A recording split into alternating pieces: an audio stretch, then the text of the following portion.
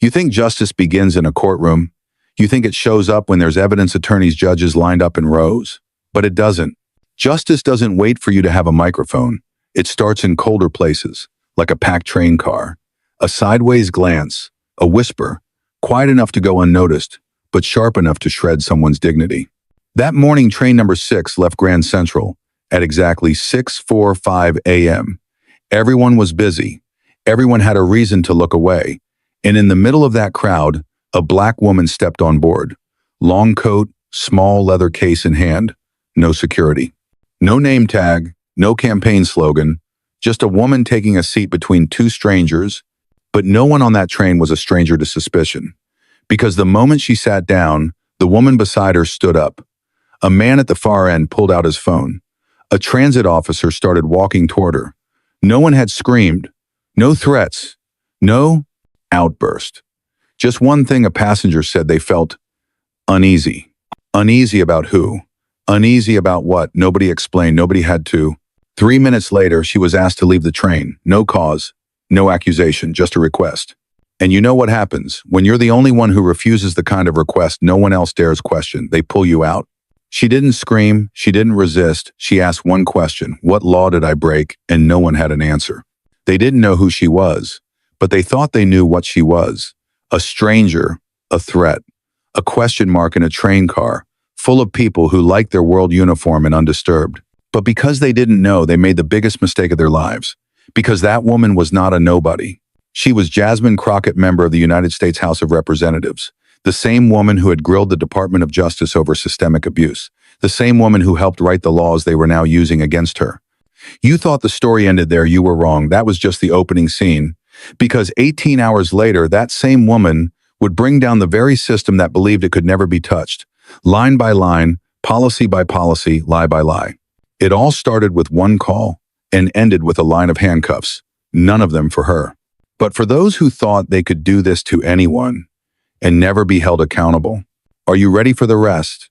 Because what you're about to hear isn't an arrest, it's an unmasking. And this time, justice didn't come last. It came right on time through the exact person sitting in the train car you thought was harmless. The train kept moving in rhythm. The ground trembled lightly beneath polished shoes. Some read the paper. Some stared blankly at their phones. Some nodded off from a night shift that ended too late. No one noticed the black woman in seat 3 by the window. Not until she sat down. Jasmine Crockett wasn't looking for attention. She just took the nearest empty seat, next to a white woman in her 50s. Hair neatly pinned, shoes that sparkled. A designer bag balanced on her lap. The moment Jasmine sat down, the woman stood up. No words, no glance, no excuse. Just grabbed her bag and walked to the middle of the car. The movement was too fast to be a choice. It was instinct. An instinct built from years of coded warnings. The kind that say, a black woman in a long coat carrying a folder is already too much. A young man near the end of the car slowly pulled out his phone. Not aiming, not recording, just ready. Like he had seen this play out before. A little boy sitting beside his father whispered, "Dad, why does she look so sad?" The man didn't answer, just looked away. And the train kept moving. 4 minutes later, a transit officer stepped in from the next car. Dark blue uniform, radio strapped to his shoulder. His eyes scanned quickly, like he already knew where to go. He walked straight to Jasmine. "No, hello, no request for a ticket, just a flat voice. Ma'am, a passenger reported unusual behavior. We need you to step off for additional screening." Unusual. How Jasmine looked up. What exactly have I done that's against the rules? No yelling, no anger, just one precise question, and the officer had no precise answer. He repeated like a machine, "Ma'am, please step off the train to cooperate with inspection." She declined, not with attitude, but with clarity, with the Constitution, with citizenship, with reason. "I will not leave this train without legal grounds. I have a valid ticket. I've caused no disturbance. I've broken no law." The officer wasn't used to resistance. He turned, whispered something into his radio. 30 seconds later, another officer entered. The train began to slow, not stopping at a station, just easing up, like it was bracing for something. No one in the car said anything, but every eye began to shift toward Jasmine. A group of high schoolers whispered, "Does she have a weapon?" An older woman shook her head, "Don't get involved." An office worker quietly took out one earbud. Silence, but charged. Because in America, you don't need guilt. You just need an image. someone who doesn't fit, someone sitting in the wrong place, wearing the wrong coat, holding the wrong skin. And sometimes that's enough. No one asked where she was going. No one asked her name. They just saw her presence as a problem. A woman stood up and said quietly, "I don't feel safe." That was all it took. A feeling turned into justification, turned into authority, turned into orders to remove someone from the very seat she paid for, like she was hiding something, like she was dangerous. Jasmine sat up straight. "I know my rights. I'm not moving without a legitimate cause." Then a hand touched her wrist. No question, no warning, just contact. A light grip, then a harder pull, then the voice over the radio. "Remove the passenger from car 3, subject displaying negative response." Not response, resistance. Not negative, just accurate. But the radio didn't know the difference. It just broadcasted codes. Jasmine was pulled up, one hand clutching her folder, the other keeping balance. Her coat shifted, her shoulder exposed. The crowd parted like a curtain. No one reached out, no one helped. Except one, a young woman named Alina, a college student holding her phone so tightly her knuckles turned white. And this time, she hit record. Because in this world, some things can't be argued, they have to be documented frame by frame, second by second. Jasmine Crockett was let out of the train, as if she had just committed something terrible. No one screamed, no one shoved, but the silence itself was enough to kill something inside. She didn't struggle, didn't flail. She knew her resistance, didn't live in muscle, it lived in memory, in details, in faces, in gloved hands gripping her wrist just tight enough to remind her who held the rules. The train never reached the next station. They stopped at a service platform, somewhere between lines. A narrow iron stairwell led up from the tracks. 2 officers escorted her over gravel and metal. No crowd, no witnesses, except for one, college student behind the window of the 3rd car. And the phone still recording in her hand. Above was an emergency exit, leading not to a platform, not to the front gates, but to a side street. No one ever questioned. Jasmine was placed into a plain white van, no license plate. Inside were 2 iron seats, no seatbelt, no windows, just one flickering bulb overhead, and a dead security camera bolted to the wall. The driver didn't speak. The door slammed shut, and in the darkness, Jasmine closed her eyes, took a deep breath. She knew what this was. It wasn't an arrest. It was a disappearance, a temporary deletion. Because if you don't have a badge number, no intake file, no signed paperwork, then you don't exist in the system. That's how real violence works in America, not with guns, but with records that were never printed. The van turned, pulled into a warehouse by the edge of an abandoned freight yard. No flags, no logos, just 2 words sprayed crookedly in red paint. Bronx Division 4. A detention site not listed in any budget, a place where people picked up for soft security threats, were brought to wait until someone decided what they were. The doors creaked open. A floodlight hit her face. A man waited, plainclothes, no emotion, thin file folder in his hand. Name? Jasmine said nothing. Address? Still nothing. She knew her rights, but this time no one read her Miranda. No one said anything about the law, because when they think no one's watching, they stop pretending. They believed she was alone, that no one would ask, that they just pulled an invisible woman off a train and wiped her out clean. And they were almost right, almost, except for a small signal, buzzing hundreds of miles away. In an office on the 6th floor of a federal building, a man was scanning internal alerts. A single message flashed at the bottom of the screen. Unidentified passenger removed from train due to reported discomfort. He didn't know why it hit him. But that word unidentified struck harder than anything else. Jeremiah Crockett sat up straight, dialed a number A line, reserved for emergencies only. And Jasmine, still sitting in a windowless room, did not move, did not blink. Her hands rested gently on her lap, eyes wide open, heart steady, because she knew they hadn't just arrested the wrong person, they had made a far bigger mistake. They thought she would stay silent forever. No paperwork, no file, no booking number, just a small room painted pale white, lit by a flickering fluorescent bulb. Iron chair, iron table, no windows, no cameras, nothing that could leave a trace. This wasn't a police station, it was where arrests went to disappear. Bronx Division 4 existed only in whispers, among those who had been dragged there before. No website, no badge, just memory, and memory in court is never enough. Jasmine was led into a room no bigger than a janitor's closet. Her wrists were still cuffed, she was told to sit, no one spoke. The first 30 minutes passed in silence. The ceiling fan clicked every few seconds. The air smelled of sweat and cheap bleach. Footsteps shuffled in the hallway. Once in a while, someone shouted, then nothing again. A man entered, no uniform, no name tag, just eyes trained to command without question. He carried a thin folder, no photo, no ID number, just one sentence scribbled by hand. Black female approx. 35. Long coat, uncooperative. No name, no rights, no humanity. Jasmine sat upright, didn't look at him. She stared past him at the wall. A hairline crack stretched from the baseboard to the ceiling. She memorized it like an investigator marking a scene. The man asked, "Where do you live? What's your occupation? Who sent you to that train car?" Each question dulled like a blade, not deep but relentless. Jasmine said nothing, because she didn't have to. The right to remain silent is not a shield. It's a defense against design traps. The man hissed, "Who do you think you are? You think you can play this game forever?" Jasmine turned to him. "I know exactly who I am." She didn't raise her voice, she didn't flinch, but her words shifted the air. Not because she threatened him, but because for the first time he realized they may have grabbed the one person they couldn't erase. He slammed the table. "You're under investigation. We can hold you for 24 hours without cause. We don't have to call a lawyer." She answered with a stare.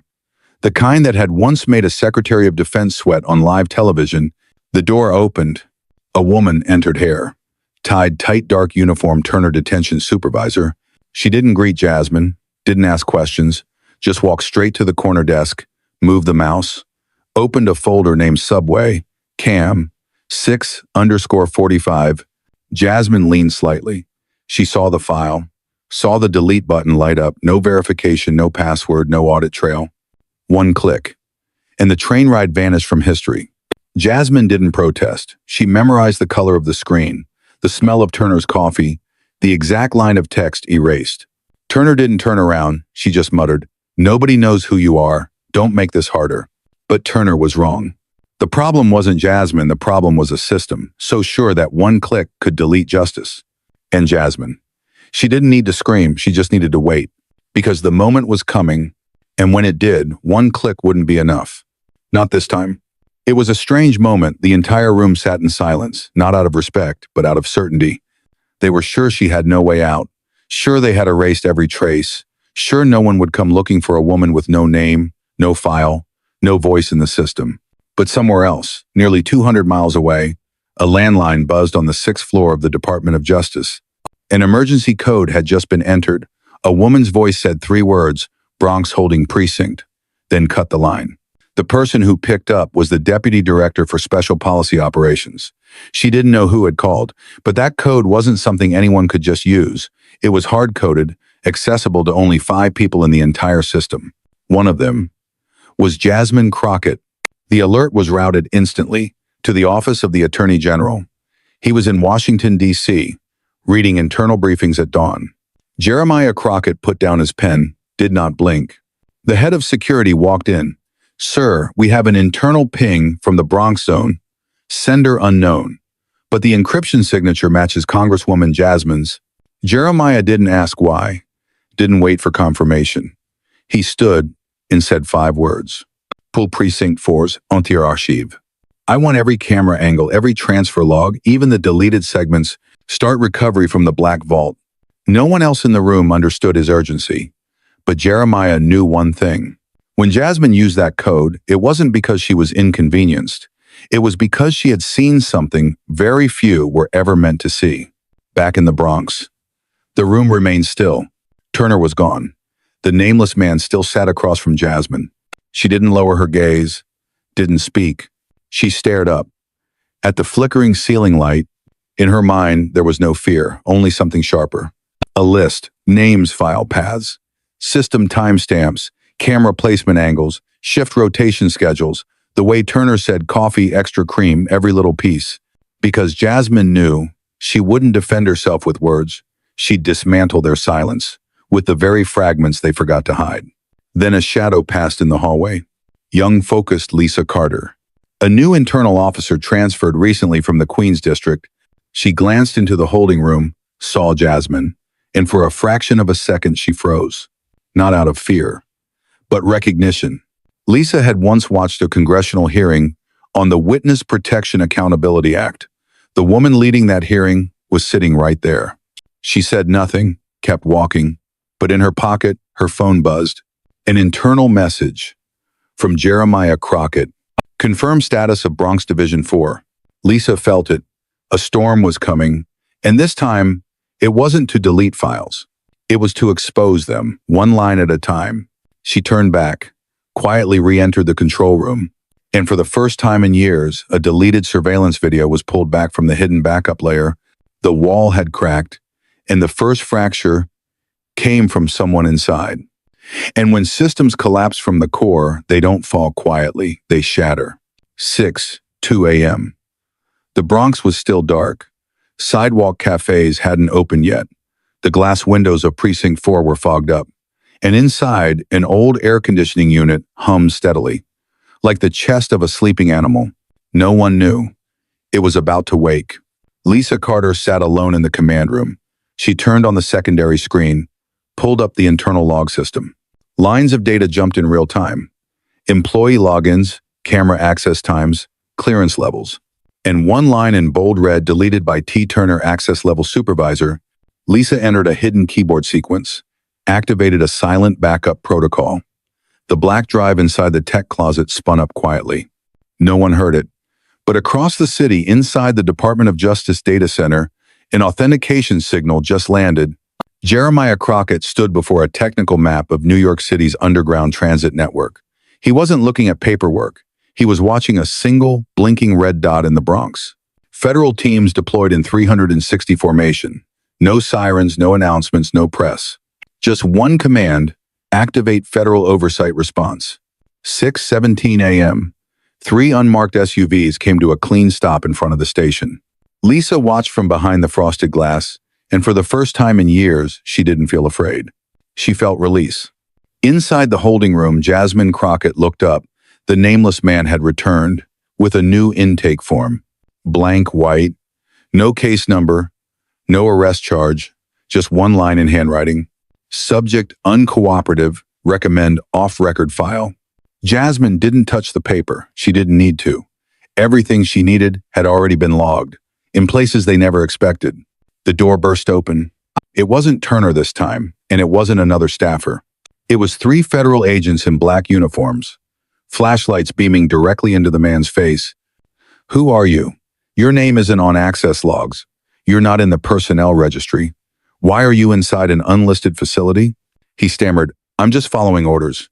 One agent pulled him out of the room. Another turned to Jasmine and nodded. Ma'am, we apologize for the delay. No chains, no signatures, no struggle. Just a look. Jasmine stepped into the hallway. Lisa Carter was waiting at the end. She didn't speak, just placed a small USB drive in Jasmine's hand. Inside the backup of the surveillance footage Turner thought she had deleted, everything was crystal clear. The timestamp, the angle, the words spoken, the contact, the whisper. Train 6 car, 3:42. There was no room for denial anymore. That wasn't a witness statement, it was a verdict, waiting to be read aloud. And from that moment forward, Jasmine Crockett was no longer a detainee. She was the lead witness in the largest legal case the New York transit system had ever faced, and those who believed they could delete data to erase a person were about to learn what is remembered cannot be erased. Not with a click, not with a report, not with a badge. All it takes is one person inside the machine to flip the heat switch, and the whole system explodes from the heart. 7:02 a.m. The sun still hadn't touched the low-rise buildings of the Bronx, but 21 floors above ground level. Inside City Hall, an emergency meeting had already begun. Amanda Weiss, mayor of New York, Saturday, inside a glass-walled room, a hot latte in her hand. Across from her were a media advisor, the regional police commissioner, and a legal counsel updating live feeds. There were rumors that Congresswoman Jasmine Crockett had been detained. No intake forms, no holding number, no official report. Amanda leaned back, voice steady. If there's no paperwork, then nothing happened. End of discussion. We do not respond to undocumented allegations. But then, the budget compliance phone rang. An emergency signal from the Department of Justice. A federal response unit was entering Bronx Division 4 with orders to seize and freeze the entire data infrastructure of the city's transit system, Amanda froze. Just for a second. That level of clearance doesn't move without cause. She knew what was coming into the light. The city's shadow budget, unregistered precinct networks, off-the-books security maintenance contracts for subway operations, all of it now at risk. Only one person could authorize a national system override, the Attorney General himself, and if it was him, then the woman detained yesterday wasn't anonymous. Inside precinct, 4 doors began to open. Files were seized, hard drives pulled from walls, personnel questioned on site, no lawyers, no warnings. Harris, the officer who wrote the false incident report on Jasmine, was escorted to a private room. He sat across from a silver-haired federal agent, no badge, no insignia. The agent didn't ask why Jasmine was detained. He asked who authorized the video deletion, who approved system bypass without triple verification, and most importantly, why are there 2 employee names that don't exist in this year's fiscal payroll? Harris began to sweat. I just followed protocol.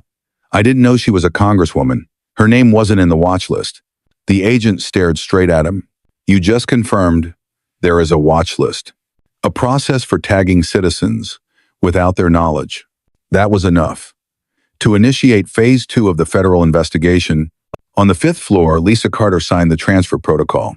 The first internal witness, the USB in her hand. Now official evidence, sealed and dispatched to Washington, marked non-replicable special record. Jasmine Crockett walked the last corridor. Sunlight cut through a cracked window pane, no uniform, no lapel pin, no insignia of power. But everyone stepping out of that meeting room knew real power was standing in front of them. No shouting, no reciting statutes, just presence. And they shook. She didn't ask who signed the order. She didn't ask who stood by and watched. Because Jasmine knew silence is not innocent. And this time, silence was going on trial. 8:30 a.m. Southern District Federal Court, Manhattan. Security lined every hallway. Crowds stretched around the block. This wasn't a typical hearing. This was something the city had never seen. A sitting congresswoman taking the stand as plaintiff, not as a victim, but as a living witness against the very system that detained her. And this time, the law would have to answer to the one who helped write it. The courtroom was packed, but no one spoke. Everyone waited to see if a woman unrecognized on subway train 6 could make the city's power grid tremble. 3 names sat at the defense table. Vincent Shore, commander of Bronx transit operations, T. Turner, supervisor, who erased the video, and the highest name of all, Mayor Amanda Weiss. All 3 wore headsets, each flanked by private attorneys, but no one stood behind them. No advisors, no media teams, no political armor. The side door opened. Jasmine Crockett entered. No makeup, no entourage, no need for introduction. She carried no tablet, no folders, only a small notebook, with a bent corner from the moment her wrist was grabbed. The judge asked for her oath. Jasmine nodded. Voice steady, no tremble. I swear to tell the truth, the whole truth. And I remember every detail. She didn't speak with emotion. She reconstructed with precision, as if reading back an internal report exact to the second, from the moment she boarded the train, to the look from the woman who stood up, to the voice on the radio, to the unauthorized click that deleted the file. Jasmine recounted every action, not to dramatize, but to strip the city of its favorite excuse. This wasn't a system error. This was a human decision, shielded by power and fed by silence. Behind her, Lisa Carter took the stand. She confirmed she backed up the footage and forwarded it directly to the Department of Justice. That evidence now played on the courtroom's central screen. The image of Jasmine pulled from the train car. No resistance, no screaming, just one question. What law did I break? No one answered, and the video ended. The room fell into a cold silence. No coughs, no phones, no side chatter. The defense had no counterargument, only a request for leniency, because nothing could be denied anymore. Because everything was clear as morning light inside a train car that no longer lived in the dark. And for the first time in years, the law wasn't used as protection. It was forced to stand and answer for itself. 10:47 a.m. The judge stepped back into the courtroom, his expression unchanged. But there was no mistaking the gravity in his stride. He didn't speak with drama, no theatrics, he just read. But each word felt like a nail driven straight into the machine. This city had spent decades protecting Vincent Shore, charged with filing false reports, unlawful detention, and destruction of evidence. Sentence: 27 years in federal prison, no chance of early release, all off-the-book assets to be seized. T. Turner, charged with unauthorized deletion of government data, violation of federal civil rights. Sentence: 31 years in prison, lifetime ban from holding any public service role. Amanda Weiss, sitting mayor of New York City, charged with abuse of power, shielding illegal detention infrastructure, and conspiring to conceal civilian data. Sentenced 35 years in federal custody, ordered to repay all federal funds used to dismantle the illegal precincts.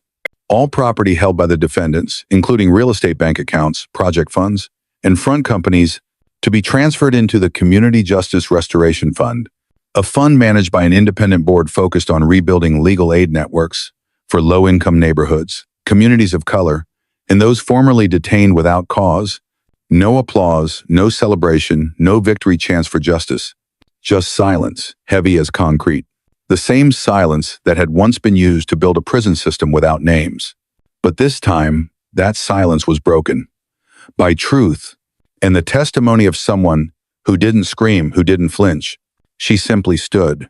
Jasmine Crockett walked out of the courtroom, not to leave, but to turn one last time. She looked toward the empty seats, where men in suits had once issued orders from the shadows. She said nothing, just nodded. To Lisa Carter, the first woman brave enough to unlock the door. From the inside, outside the courthouse, Jordan Carter, the college student who recorded the train video, stood in a circle of microphones. It gave no statements, no quotes, just held up one photo, the original USB, and one handwritten line: "If no one records it, history will be written by the powerful.com." The whole world saw, not a collapse, but a rising. Not by authority, but by memory. This ruling wasn't just against 3 individuals. It was against a system that believed it could operate without oversight. That believed law was a one-way weapon, and that believed the silent would never be heard. They were wrong, because this microphone didn't come from a press room.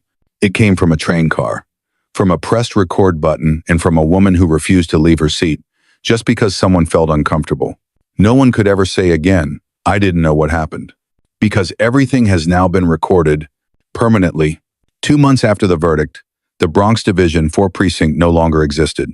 The old building was demolished, concrete walls torn down brick by brick, steel doors cut with torches. Everything that once stood as a monument to silent detention, now reduced to an open lot, waiting for something new. But no new precinct was built. No one dared repeat the word safety to justify surveillance again. The local residents, those who walked past that place every day, never knowing how many were taken inside without names, they voted. Not for a new station, but for a community center. The Eleanor Justice Center. Clear glass walls. No interrogation rooms. Only classrooms. A library. A shared space for people who had been left out too long. And on the front window, etched in brass, one single line: "Where silence once ruled, justice now speaks." In the center's largest room, there was no podium. Just a circle of chairs, a whiteboard, and a woman in a simple shirt and gray jeans, hair tied back. Jasmine Crockett. No longer a congresswoman. Not running for anything. Not accepting any title. She now taught basic legal literacy to the people of the Bronx. The program was called Know the Law, Keep Yourself Whole. No textbooks, no endless theory, just lived experience. She taught from memory, from the iron chair in that holding room, from the moment Turner clicked, delete, from the questions she once asked on that train. What law did I break? Every week, Jordan Carter dropped by. No camera, no microphone, just a notebook. He listened, wrote columns, published them under a growing banner, The Undercurrent. Now one of the most respected youth journals in the city, Lisa Carter now served as director of the National Office for Executive Oversight. From a once hesitant internal clerk to the woman who reviewed every detention over 12 hours, without a written charge. The 3 of them had no need for medals, no need for shows, no speeches. Because what they did wasn't for spotlight, it was so others would never again be buried in silence. At the last class of the month, Jasmine wrote one sentence on the board. When power goes quiet, who will still dare to speak? A student raised his hand, looked at her, then looked around the room. I will, even if only I hear it.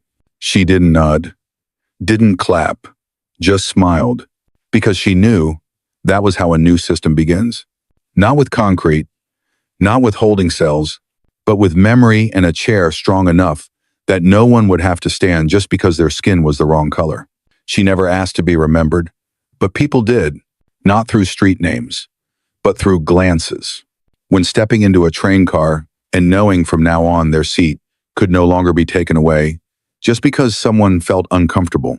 The legacy of Jasmine Crockett was not a badge. It was a question no one could ignore. Anymore, the former mayor of New York City, fresh off a public downfall, indicted, stripped of power, permanently banned from holding political office. Now seated under oath before the House Judiciary Committee, led by the very woman she once labeled an unidentified subject. That morning, Capitol Hill was quiet. No cameras, no reporters, no political grandstanding. Just a hearing room, one wooden witness chair, and a panel that read Public Hearing on Urban Detention Abuse. Amanda Weiss walked in, no designer coat, no security detail, just plain black shoes and a pale gray suit trying to hide the weight of collapse. She sat down, silent hands faintly trembling. Across from her sat Jasmine Crockett, not as a victim, not as a detainee, but as chair of the Civil Justice Oversight Committee. Jasmine didn't read an opening statement, didn't say thank you, didn't perform. We're calling you here to explain how a detention system with no records, no legal representation, no budget trace operated under your administration. Amanda swallowed. I wasn't aware of the specifics of. Jasmine cut her off. You signed the budgets, you shut down oversight proposals in 2022, you blocked the request to disclose auxiliary holding centers, and you refused to meet with elected officials. When they raised red flags, I was advised those were internal processes, not in violation of federal protocol. Jasmine sat forward, her voice colder now. So dragging someone off a train for wearing a long coat and sitting still, that's internal. Deleting surveillance footage, is that digital maintenance? Holding a citizen with no ID number, no paperwork, is that temporary adjustment? Silence. No desk taps, no whispers, no leaning allies. Weiss looked down. No rebuttal, no denial. Jasmine continued. I was detained that morning, not because I broke a law, but because I made people uncomfortable. I wasn't read my rights, I wasn't entered into the system. I wasn't even considered real enough to log. And you, as mayor, backed that system. I don't need you to confess. Justice already handed down its sentence. I only need one answer, one truth from you. Do you believe that any citizen, even someone you don't know, deserves the right not to disappear? Amanda Weiss looked up, eyes distant, and slowly, she nodded. Do.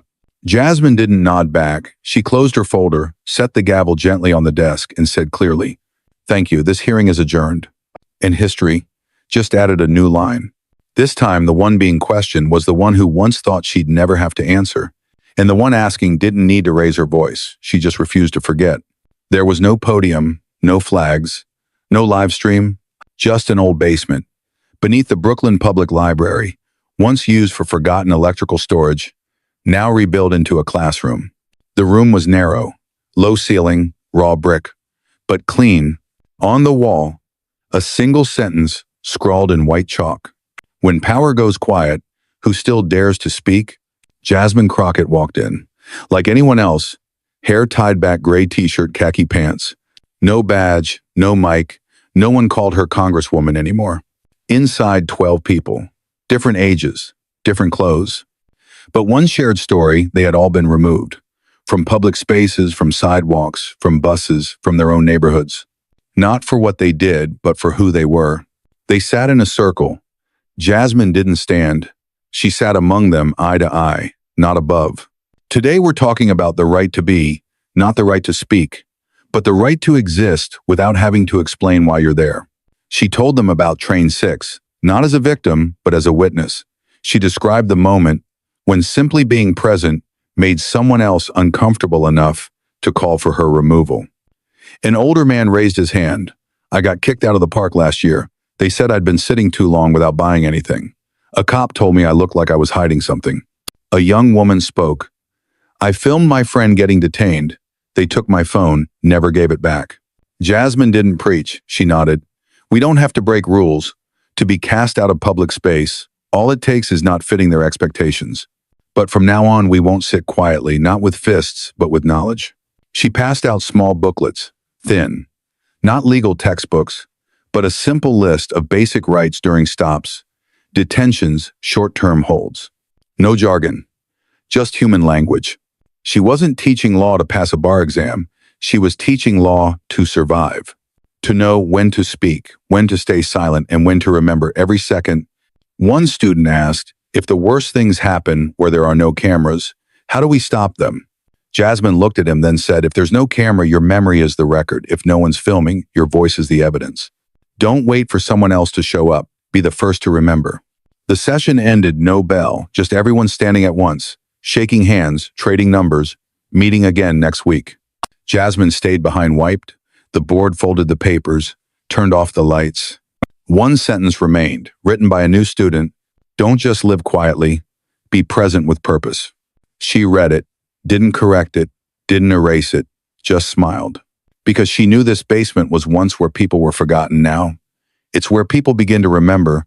She never asked to be a symbol, she just chose to stay and plant seeds of justice from the ground up. No statues were built in her name, no medals pinned, but each time someone gets stopped on the street and asks, what law did I break? There's an echo from that underground classroom, and this time, no one dares to erase it from the record.